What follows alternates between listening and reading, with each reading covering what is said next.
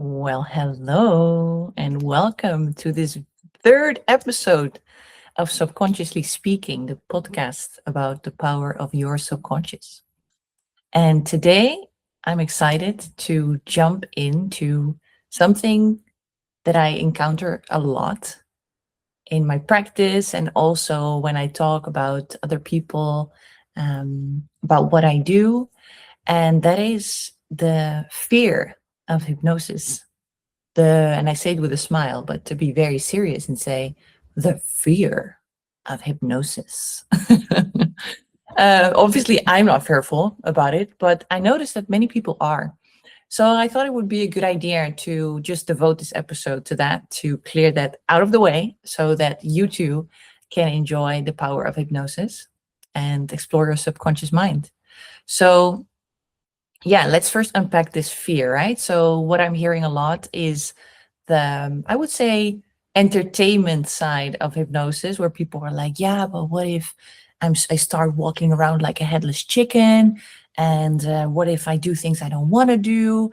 What if you're going to brainwash me into the political opposite of what I believe? Uh, all these things. And oh, yeah, another one. What if I forget my name? Yeah, beautiful. All these different fears that come up. And I mean, I get it, right? Because a lot of people, they are familiar with hypnosis thanks to the show and entertainment hypnosis, the shows that we had on television years back, where people would be just hypnotized and they would start to do all kinds of things just for the purpose of entertainment and entertaining other people, which is something completely different from what I use it for, the hypnosis skills, more for the therapeutic purpose of it, right? To help yourself and to grow instead of making other people laugh. So I get the fear, I get that it's there. And I would say that also with that great fear is I sense a fear of letting go of control and basically letting someone else control you. That is then what I'm hearing when people share that. And again, I can totally understand that. The control, it's not that you're giving it fully away, because what I sense is the fear consists a lot of times about, oh, but am I going to pass out? Am I going to not notice what's happening? Am I going to be asleep? Right? So, what I always say is there is basically one instance when you're not noticing anything and you have no control whatsoever, and that is basically when you are dead. Right? So even being in a hypnotic state and experiencing hypnosis doesn't mean that you're not aware of what's going on. You're not able to control yourself. That's not per se what's going on here. I mean, if you really want to, you can step out of your hypnotic state anytime. And to really just give you another perspective, I would say that going into hypnosis is not just letting go of control, it's actually taking back control. And just to subtitle that, what happens basically in our daily life, oftentimes, and you may recognize this, is you notice that you're doing something or you've done something recently and you're thinking, oh shit, I did it again. I didn't want to do it, but I did it, or again, I acted that way, or still I haven't done this, although I really need to and want to. So it's not like we're in control in our daily life, are we? We're not in control of everything. And I'm talking about our own behavior, right? Because we're not in control at all about what's going on externally. But if we're just looking at ourselves, we are not in control of ourselves on a daily basis. And what happens in hypnosis is that you're going to focus specifically on one particular challenge, area, problem in your life that you want to focus on and solve. And you're going to get back control because in hypnosis, you're going to make sure that your full experience, your full system, your subconscious mind is going to align with what it is you want. And therefore, it's going to take back control, right? You are taking back control instead of handing it off to someone else. So that is what I wanted to share with you on the fear and letting go of control, which is not needed, right? And the funny thing is, when people are just very wary of going into hypnosis, the funny thing is that you've already been in hypnosis. And that doesn't mean that you've been in a room with a hypnotherapist. Hypnosis is a natural state. It's not some magical thing that hypnotherapists can, do to you. But hypnotic state is basically when your brain waves slow down, you're physically very relaxed, and you get into this very calm state in which your body is relaxed and your subconscious mind is able to focus and really hone in on one particular thing that you want to focus on. And a very light state of that experience is something that I'm sure you've experienced before. It can be, for example, do you know when you're in the car, you're either driving or in the passenger seat? And while you're driving, you're just sitting there, and at one point you realize, holy smoke, we're here already. Whoa, okay. Wow, that went fast. Which means that that little time frame before that moment, you were in a light hypnotic state. We also call it a trance state. And it's a similar thing when, for example, you're watching this movie and you're completely into it, and then something falls off the shelf in the kitchen, for example, and then you shock out of it. You're like, oh shoot, that was a trance state as well, right? Or maybe you've experienced when you were at school or at work that you were just looking out the window. Your mind was not really anywhere particularly, but you were just kind of daydreaming, looking out the window. And suddenly you snap out of it. Oh, shoot, I was doing something else. That too was a trance state that you were in. So these are little moments that give you a taste of what hypnosis can be like, right? And I'm sure that these moments have not been very scary to you or foreign. It's something that I think we all, in a certain way, can relate to. So that's the beauty of it, that it's a very natural state of being. It's just not a state that we're easily in this world where we all have to-do lists and we're busy and we need to do and achieve and go, right? So it's not a very natural state, I would say, nowadays. It's a state we all can achieve. I mean, even this morning, I had a session with a client, and she said that she was afraid that she wasn't able to be hypnotized, that she wasn't suitable. And I assured her that she would very well be able to go into hypnosis. And so she did. And she was quite surprised at the end, where she really shared, wow, this was beautiful, but it wasn't scary. It wasn't dramatic. It was just a super nice state to be in. And it is. I also love going into hypnosis. I love being in it because it's just time and space kind of don't really exist. Could be. And it happened to me that I came out of hypnosis and I was like, whoa, that must have been like 3 hours. Felt like I was on this journey.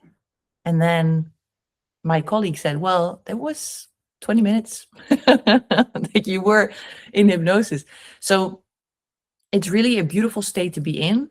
And oftentimes people also come out of it and they feel so rested, because that state in which your brain waves slow down, your body's completely relaxed. It's a lovely state, right? Like a meditative state of being. So your body can recuperate and can recharge, and you come out of it and you feel, lovely, right? As you can hear, I'm a fan, and that probably doesn't surprise you. But I just wanted to share this so that you're not afraid of it anymore if you were, right? It's really a natural state of being, a beautiful state that you get to enjoy. Yeah. So when you are in hypnosis, and I'm just going to talk a little bit more about what happens and how it works. So when you're physically so relaxed and your brain waves slow down and you give the space to your subconscious mind, and subconscious mind is the most powerful part of you. That's like 95% of what you believe, your patterns, your convictions, your behavior. 95% is rooted in your subconscious mind. And this means that whatever it is that you believe, that you behave as, it's all stored in the subconscious mind. So that's where your patterns are, your beliefs, they're all stored in the subconscious mind. And it's about 95% of the total. The remaining 5% is the conscious mind. And that is most of us have well trained this part of our mind, which is the part of the mind that I'm using right now to speak with you in these words to make it understandable. And that is the part where also, for example, our willpower is stored. So we are trained to operate and achieve and succeed with that part of our mind, the 5% conscious. And the 95% that's subconscious, we're not really used to interacting with this at all. And that's pretty weird, to be honest, because it's basically where our internal software is stored.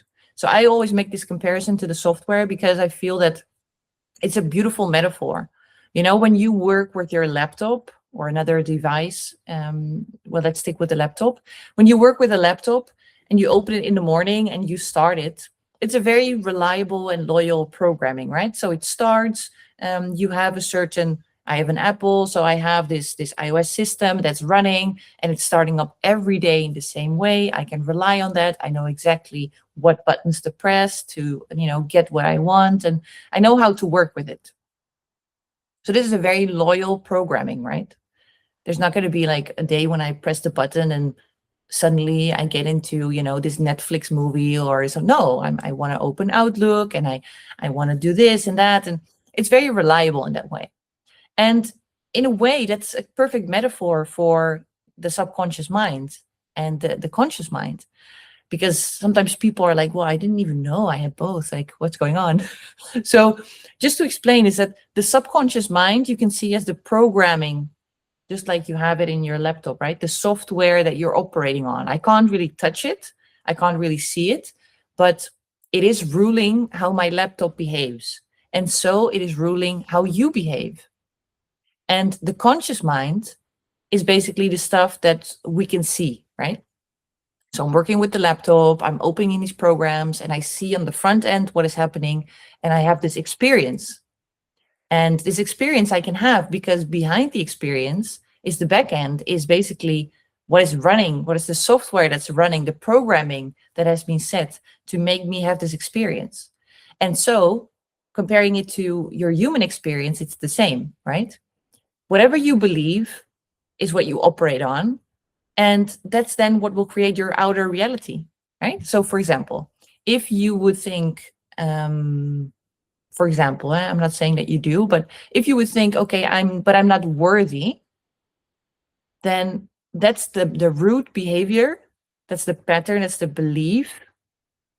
So the root belief is I'm not worthy.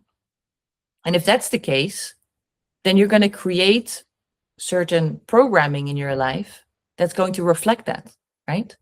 So the belief will create patterns in your life that confirm the fact that you are not worthy. And it makes sense because the programming is super reliable. Your system is loyal to the programming because you just need to be safe. That's what your brain is thinking. We just need to keep her safe. That's all that matters. Doesn't need to be enjoyable. Doesn't need to be successful. Doesn't need to be pretty. Doesn't need to be nice. Don't care about any of that. We care about safety, right? So the safety is something that is then created or achieved, you could say, by being loyal to this programming.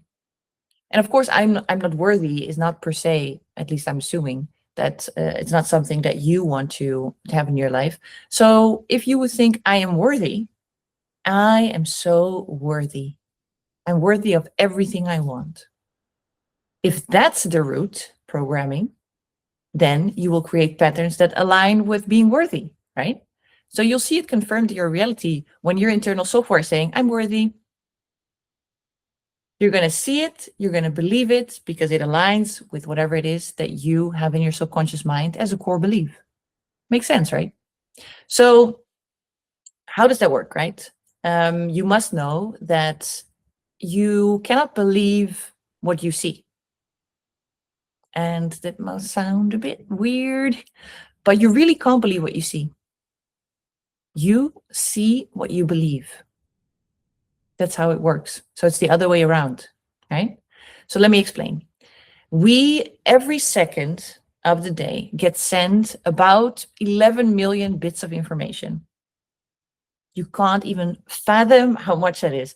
Imagine 11 million. I can't even, I'm putting my arms out, but that's not making sense at all. But it's a lot, right? 11 million bits every single second. That's a massive quantity that is coming at us every single second. Can you imagine how hard it is for our brain to process everything, right? So your brain doesn't. Your brain is super duper smart. So it doesn't even think or have the illusion that it can process 11 million bits. Nuh-uh.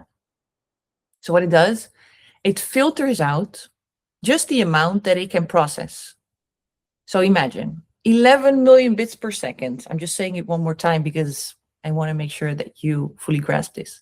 And out of those 11 million bits, how many do you think that you can take in? How many can you filter out? Maybe less? Go a little bit lower than that? Last guess? Okay. Maximum is 60. 60. 60 only out of 11 freaking million. Can you imagine? So what happens then? Your brain's like, okay, we get a lot of information here. A lot is coming at us. What are we going to do? We're going to pick 60 and we're going to have a very careful selection because we need to make sure that these 60 out of these 11 million, they completely fit whatever it is that we are programmed to believe. So your brain works so hard for you to filter out those 60. And it's thinking, yes, we did such a great job. We did it again. We filtered the 60 out of the 11 freaking million. And that then creates your reality. So the 60 are the ones that are filtered based on the criteria that you have stored in your subconscious mind.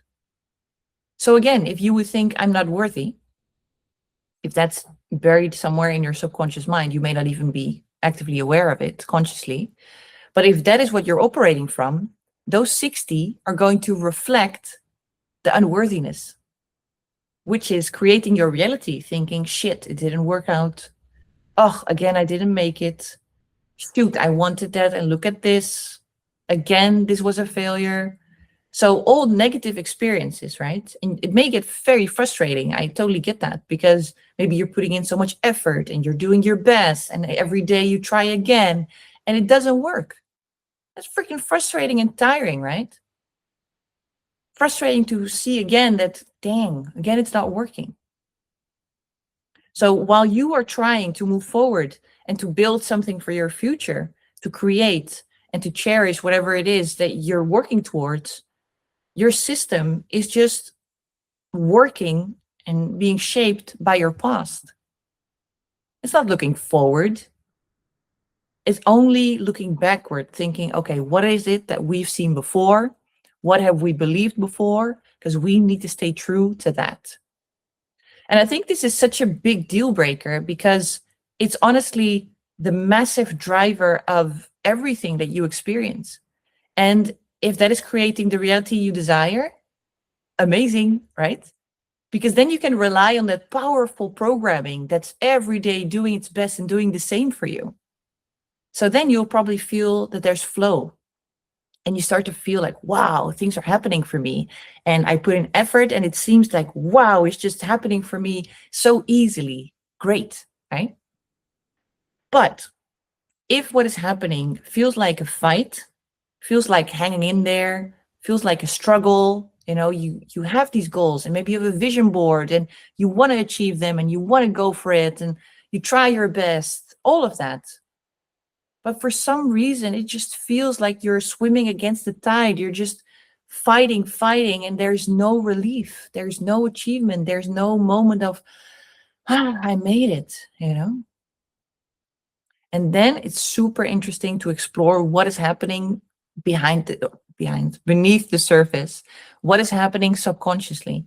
What am I maybe secretly, subconsciously believing that is not helping me to create the reality that I want?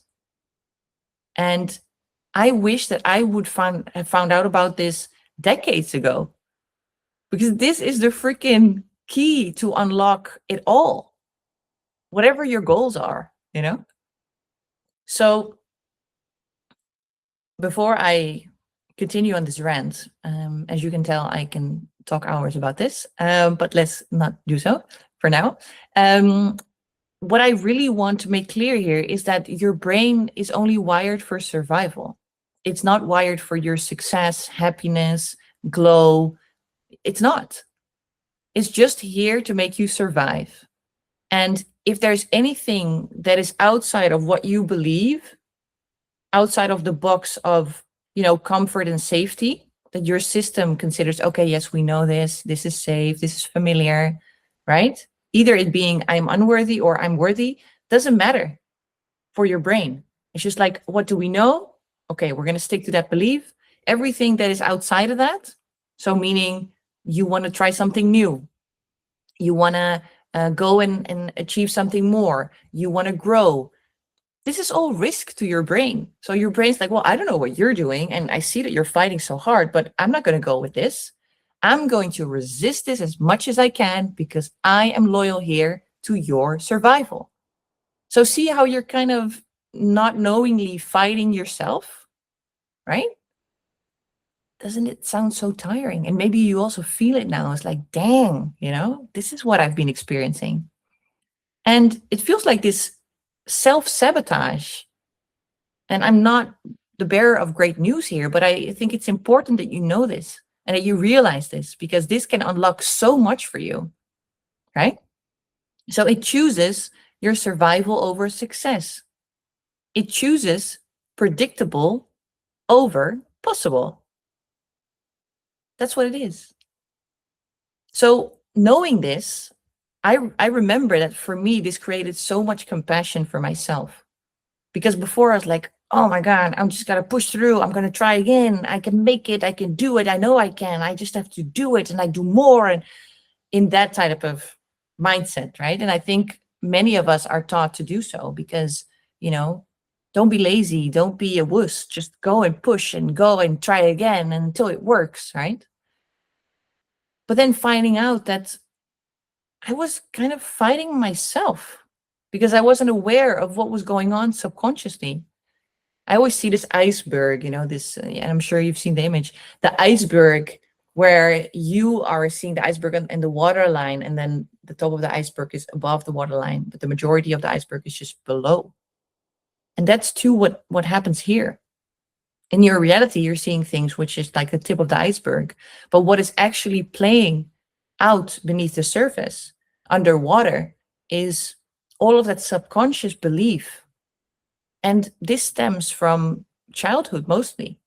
And it's not per se that if you think, for example, to stick with the example, if you believe that you're unworthy subconsciously, doesn't mean that you are unworthy, right? It doesn't mean that in your childhood you had, the horror, the terror, the most terrible upbringing ever. No, not at all. I'm not saying that at all. But it's something that gave you the impression and gave your system the belief that, oof, I'm not worthy. So in sessions, what can happen is that there's a loving family with loving parents and a great child, and the child, now an adult, feels that there is, for example, this unworthiness going on. But my parents love me, they would say. So that cannot be it, right? And then it could be that there are certain instances that the system has interpreted as, aha, you see, I'm not worthy. And because our brain is wired for survival, it's like, oof, if I'm considered unworthy, I'm at risk here. So I'm going to really see how I can keep myself safe. And I'm just going to keep doing that because it worked once, so it will work again, and I'm going to stick to it, right? So then again, we get predictability over possibility. Everything that's outside of that box, we're not going to do that. So I hope that clarifies how it works subconsciously, and also the magic that you can unlock if you align your subconscious and your conscious beliefs, right? So basically the subconscious beliefs with your conscious action. I mean, if that's aligned, let's freaking go. There's nothing holding you back. Let's go. Let's go. This is so exciting, right? So what you can do, because having shared all this, you might be wondering, okay, Charlene, what am I going to do?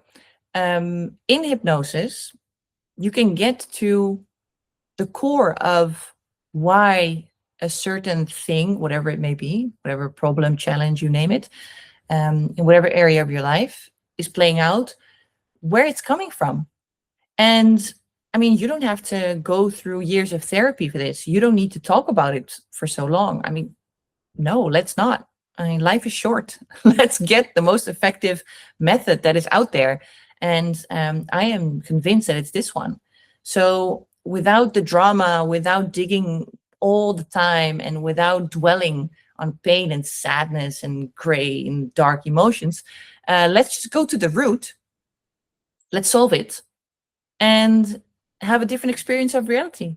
Because as soon as that programming changes from unworthy to worthy, oh, baby, you're going to have so much fun. You're going to see things just naturally evolve because the programming changes. And so your reality changes. And as they say, it's like as inside as outside, right? The outside is only a consequence of your inside. So you're basically prepping your brain inside to be ready for what it is that you want to see outside. And yeah, this is just such a beautiful experience. I think it is the most self-loving way that I've ever experienced. And I see it with my clients as well. They are just so self-loving and compassionate going through these sessions. It's the most effective, like I said. I love that because I love a good chat, but I also want results, Let's get going. So yeah, the possibilities are endless, my friend. And this is what I wanted to share with you today. I find it very important that the word is out and that people get to know about this method. And if you're interested to learn more, I'd be happy to share more with you. You can hop over to overthinkingnomore.com, and there you can find information. But first of all, let's get you a checklist that basically guides you through, hey, is this a method that would fit you as well? And helps you to stop overthinking for real this time without fighting it, without struggling, but just a very effective method, very pleasant method to deal with it once and for all, right? So I recommend going there. I'll make sure that there's also a link below that you can check. And yeah, look forward to getting to know you. And let's just unlock these freaking possibilities. It's so exciting, isn't it? All right, that's it for now. So thanks so much for listening in to this third episode of Subconsciously Speaking. And I hope to see you in the next one.